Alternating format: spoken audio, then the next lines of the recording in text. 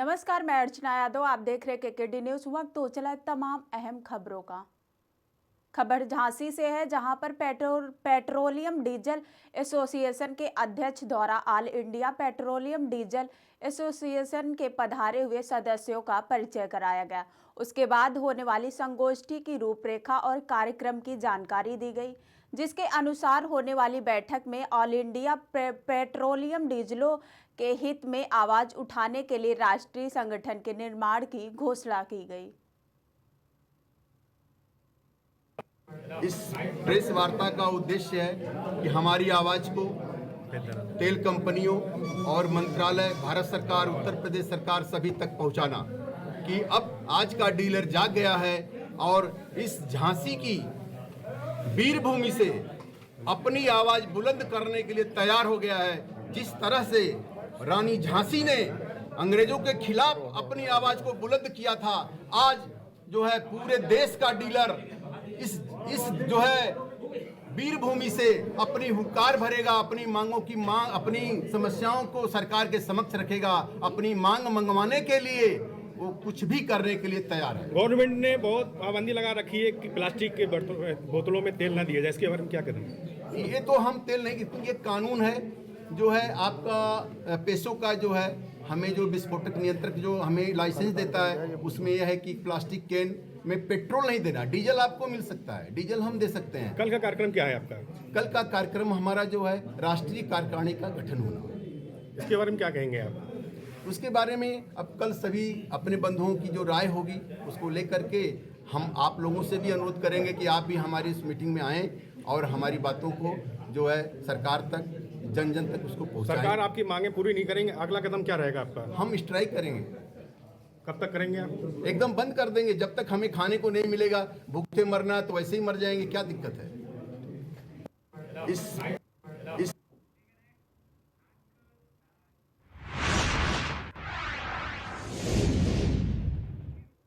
खबर बांदा से है, जहां पर गड्ढे में पड़े गौवंश को कुत्ते नोच नोच कर खा रहे हैं। एक गौवंश गौशाला के अंदर मृत मिला, जो कि नवंबर माह में 71 गौवंश की डिमांड लगाई गई थी, लेकिन आज गिनती की गई तो सिर्फ 60 गौवंश मिले। यह जानकारी क्षेत्रीय पशु चिकित्सा अधिकारी के द्वारा दी गई।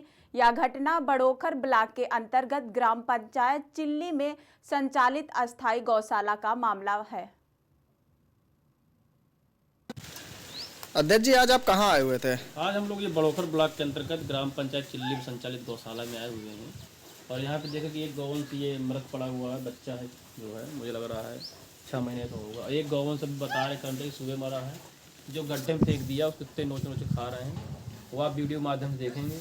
और यहाँ पर देखिए जो सिंगल सिर्फ जो है पराली खिलाई जा रही है, इसके अलावा उसमें कुछ नहीं मिला। देखिए सिर्फ पराली जो है, और यहाँ पर गिनती गिनी गई तो सिर्फ 60 गौवंश हैं। और जो कि नवंबर के महीने में बता रहे हैं कि जो है 71 गौवंश की डिमांड लगाई गई है। क्या 1-1.5 महीने में क्या 10 गौवंश की मृत्यु हो जाएगी? ये लगातार क्षेत्रीय पशु चिकित्सा अधिकारी लापरवाही कारण ये सब घटनाएं हो रही हैं। कहीं ना कहीं गिनती बढ़ाकर गौवंशों को पैसा लिया जा रहा है, या फिर गौ तस्करी कहीं ना कहीं गौशालाओं में हो रही है, क्योंकि लगातार हम लोग गिन रहे हैं तो गिनती कम मिल रही है और डिमांड ज़्यादा की होती है, या फिर मृत्यु हो रही तो उनके पास कोई डाटा उपलब्ध नहीं है कि गौवंश कब कितना मरा। 2 तो आज मरे के दिख गए, बाकी 8 गौवंश कहाँ है।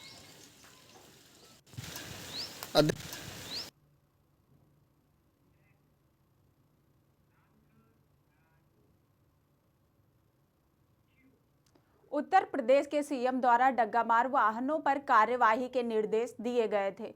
इसके बावजूद कौशाम्बी जिला मुख्यालय में एआरटीओ की मेहरबानी से बिना रूट परमिट के गाड़ियां फर्राटा भर रही। इतना ही नहीं, एआरटीओ ने इनके लिए बाकायदा वाहन स्टैंड दे रखा है। डग्गामार वाहनों में भूसे की तरह सवारियां भरी जा रही। हालांकि डीएम ने सख्त कार्रवाई की बात कही है।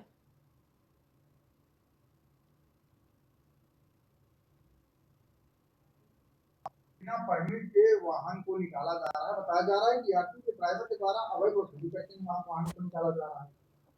स्पेसिफिक रूट्स निर्धारित किए गए हैं डाइवर्जन के लिए, परंतु व्हीकल्स अगर बिना परमिट के आ रहे हैं तो बिना चालानी का नहीं जा सकते हैं। अगर वो परमिट नहीं है तो नहीं जा सकते हैं। अगर अभी संज्ञान में आया है तो हम लोग टीम गठित करेंगे और एसडीएम की अध्यक्षता में एक टीम गठित करेंगे और उसको क्रॉस चेक करवाएंगे। अगर कोई भी चीज ऐसे आती है तो हम लोग सख्त कार्रवाई करेंगे एआरटीओ के खिलाफ भी, और जो भी इसमें इन्वॉल्व है वसूली के मैटर में या बिना परमिट के गाड़ी को छोड़ने में जो भी इन्वॉल्व रहेगा उनके खिलाफ सख्त कार्रवाई की जाएगी। महाकुंभ को लेकर, सुरक्षा को लेकर क्या कुछ तैयारियां की गई लगातार को बिना परमिट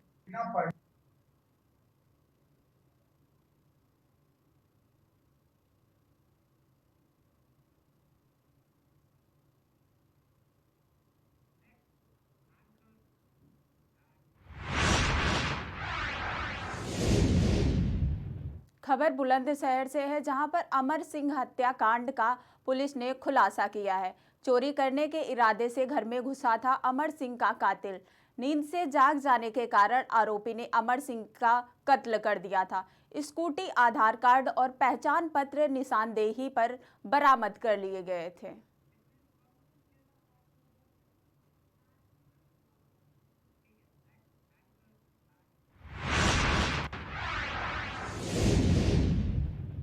खबर मथुरा से है, जहां 23 जनवरी को श्री कृष्ण जन्मभूमि संघर्ष न्यास द्वारा प्रयागराज कुंभ में विराट धर्म संसद आयोजित होगी, जिसमें दिल्ली स्थित भारतीय जनता पार्टी और हिंदू परिषद संघ परिवार से जुड़े पदाधिकारी को आमंत्रण दिया गया है।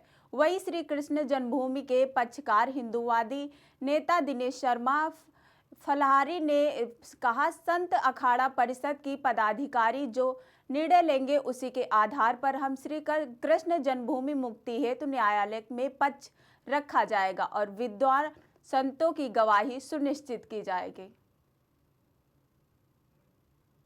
होने वाली धर्म संसद को सफल बनाने के लिए आज हम लोगों ने दिल्ली में सभी वरिष्ठ पदाधिकारियों को, भारतीय जनता पार्टी, विश्व हिंदू परिषद और आरएसएस के सभी सम्मानित पदाधिकारियों को हमने निमंत्रण पत्र दिया है। इस निमंत्रण पत्र के माध्यम से हमने ये आह्वान किया है सभी सनातनियों से कि आप अधिक से अधिक संख्या में आवें।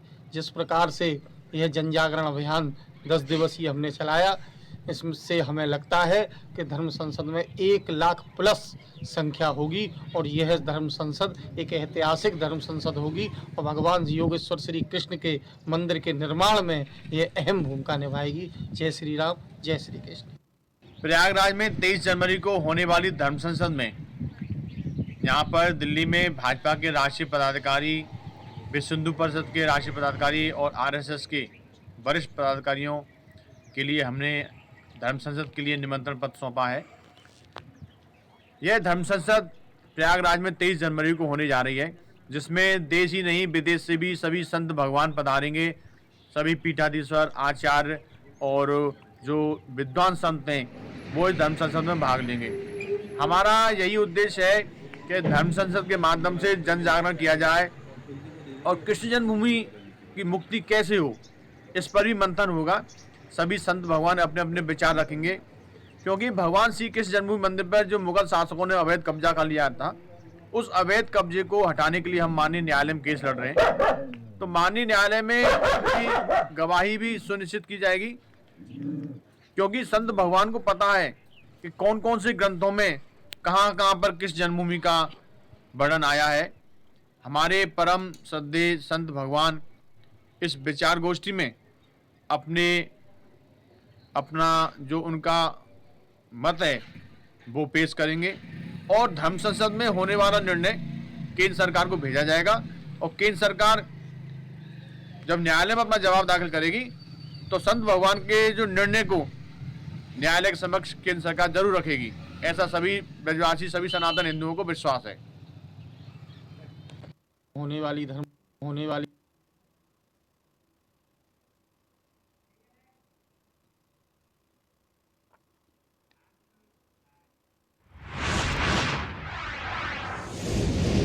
खबर मध्य प्रदेश के बालाघाट से है, जहां भारत सरकार और राज्य सरकार की विभिन्न जन कल्याणकारी योजनाओं का लाभ लोगों तक पहुंचाने के लिए शासन द्वारा जन कल्याण अभियान चलाया जा रहा है। जन कल्याण अभियान के तहत प्रशासन गांव की ओर पहुंचकर केंद्र और राज्य शासन की विभिन्न योजनाओं को लाने के लिए जोर से कार्य कर रही है।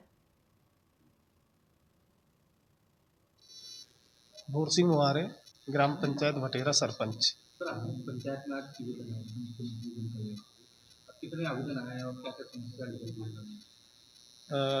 आवेदन गरीबी रेखा के आवेदन आए हैं और बाल महिला विकास विभाग के आवेदन और फौती नामांतरण के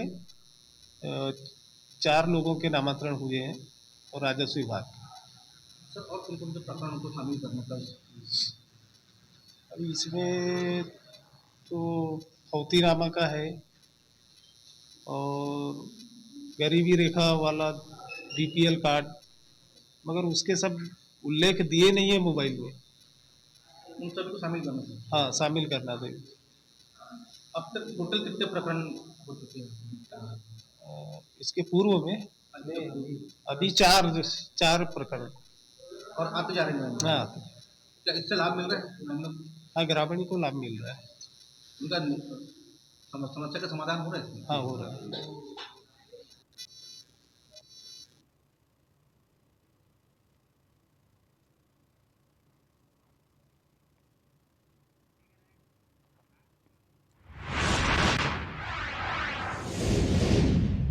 खबर चित्रकूट से है, जहां पर दीनदयाल शोध संस्थान द्वारा रामनाथ गोयन का स्मारक और सियाराम कुटीर में पत्रकार मिलन कार्यक्रम का आयोजन किया गया।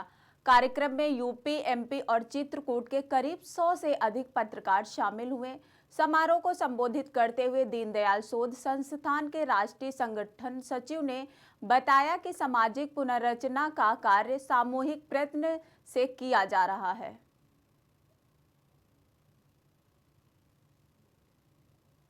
माने जो अच्छा काम है उसका प्रचार प्रसार होना चाहिए, अच्छा काम है, और जो हम लोग काम कर रहे हैं उसमें कहीं कोई कमी है तो कमी को भी माने अपने आप कहा ही है, निंदक नियरे राखी आंगन फूटी चवा। अगर कोई कमी है उसको भी इंगित करना चाहिए। माने मीडिया का तो यही महत्व है कि समाज सही दिशा में जाए। तो नाना जी ने एक इतना इस प्रकार का एक मॉडल डेवलपमेंट का काम किया है। अब हम लोग बस नाना जी तो 15 वर्ष हो गया नहीं है, हम लोग काम कर रहे हैं। तो हमें लगता है कि आप सब लोग इस सब दृष्टि से काम देखें भी, समझे भी, अगर कोई कमी है तो वो भी बताएं। तो आज यहीं पर सब वरिष्ठ पत्रकार थे, कुछ सीनियर, तो उनकी इच्छा थी कि जो ग्रामीण क्षेत्र में पत्रकारिता होती है एकदम छोटे गांव के स्तर पर, उनके लिए हम लोगों ने घोषणा की है कि 2 पुरस्कार हम लोग देंगे। अगर उसमें से एक हाथ कोई मातृशक्ति के भी लिए, कोई बहनों के लिए होता है तो वो भी हो सकता है, लेकिन 2 हो बिल्कुल जो अनबायस्ड हो। ये तो पत्रकारिता आज एकदम बिल्कुल उत्तर या बिल्कुल दक्षिण, एकदम बिल्कुल पत्रकारिता का जो मूल सिद्धांत है उस आधार पर माने सही बात को बढ़ावा देना चाहिए। कहीं समाज में कोई कमी हो, हम तो ये कह रहे हैं सरकार की भी कोई कमी हो, हम लोगों की भी कोई कमी हो, उसको भी इंगित करें और ठीक ढंग से। तो ये पत्रकारिता, तो ये आज का तो मिलन कार्यक्रम हर बार नाना जी करते थे। नाना जी ने सियाराम कुटीर का नाम ही रामनाथ गोयन का स्मारक रखा था, उनकी मित्रता थी और एक आदर्श पत्रकारिता के प्रतीक रामनाथ गोयन का। जब उनके बारे में क्या कहा जाए, इमरजेंसी के दौरान संपादकीय पेज ब्लैंक जाता था, कोरा, कहीं उन्होंने कंप्रोमाइज़ नहीं किया, कहीं समझौता नहीं किया। तो ऐसे आदर्श पत्रकारिता के प्रतीक उनकी स्मृति में कोरोना के बाद ये बंद हो गया था, तो आज शुरुआत की है। तो उसमें मध्य प्रदेश और उत्तर प्रदेश के सभी पत्रकार बंधुओं का उसमें सहभागिता रही है और सभी ने पॉजिटिव। तो यही हमारा कहना है कि एक बार गांव में जो काम चल रहा है, आप लोगों की व्यस्तता बहुत रहती है, एक बार काम देखें, समझें और चलते हुए काम में अगर कोई और सुधार की, कोई वैल्यू एडिशन की है तो वो सुझाव भी अगर आप देंगे तो संस्थान के लिए बहुत अच्छा। माने जो